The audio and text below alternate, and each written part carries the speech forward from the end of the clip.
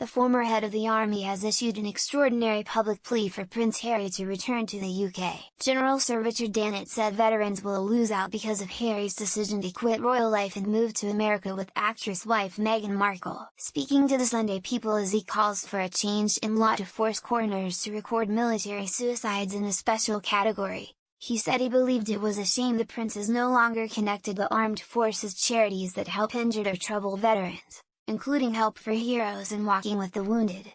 The highly unusual intervention by the general who sent Harry, 36, to war in Afghanistan comes after fresh claims of a feud with his brother William. And it follows criticism over his decision to lecture Britain about racism in a web call from his £11 million California mansion. General Dannatt said, "Harry and Meghan are very much involved in other things and that's their life choice and I don't criticize them for that. But it means that he is not as available, not supporting in such a high-profile fashion, the work of charities and the needs of veterans. I don't criticize him for that, he makes his own choices, but we miss him and I hope that in a change of circumstances, that I can't envisage, he returns to take up more traditional royal duties in this country." His words come after a new book by biographer Robert Lacey claimed other royals were hopping mad over Harry and Meghan's plans to profit from their Sussex royal brand. Mr. Lacey says Prince William was so incensed with his brother he refused to dine with him before the so-called Sandringham summit in January to decide the Duke of Sussex's future. This week Harry raised eyebrows by discussing his racial awakening with Meghan, 39, and claiming the UK is structurally racist. The appearance followed Harry signing a reported £112 million deal to make programs for TV giant Netflix. General Dannatt, who sits as a cross-bench peer in the House of Lords, even resorted to writing to Harry, asking him not to stay away from the country for too long. "In my most recent letter, I expressed the hope that he would not stay away too long. The veterans, amongst others, need him," he said. General Dannatt got to know Harry when the prince was a junior officer in the Household Cavalry and Dannatt was head of the army.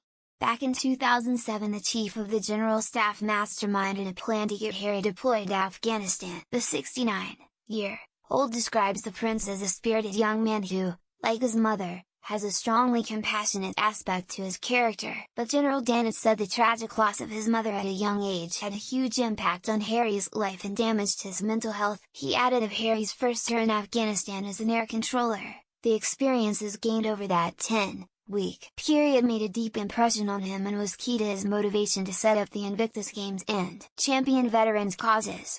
He and Prince William were a great support to Help for Heroes and later, Harry was a great support to Walking with the Wounded. Although his heart is still with veterans' causes, he is now not well placed to continue that support, living in the USA.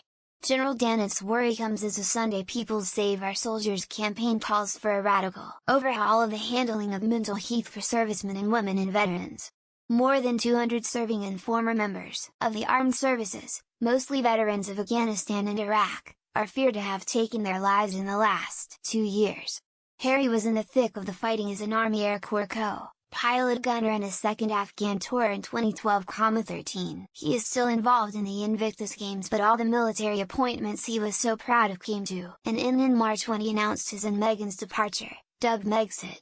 These were, Captain General of the Royal Marines, Commodore, N, Chief of Small Ships and Diving, and Honorary Air Commandant of RAF Honington. According to extracts from the book Battle of Brothers released yesterday, the Queen believed Harry and Meghan's behavior was erratic and impulsive. And Buckingham Palace aides thought a self-pitying interview by Meghan with ITV last year was miserably self-indulgent, it is claimed. And the book says Megxit negotiations were like dealing with a hard-nosed Hollywood lawyer. Acclaimed author Mr. Lacey, who was a consultant on Netflix drama The Crown, spent months speaking to royal insiders for the book, seen as an alternative to Harry and Meghan's flattering memoir Finding Freedom. Yesterday there was no comment from Harry about Mr. Lacey's claims.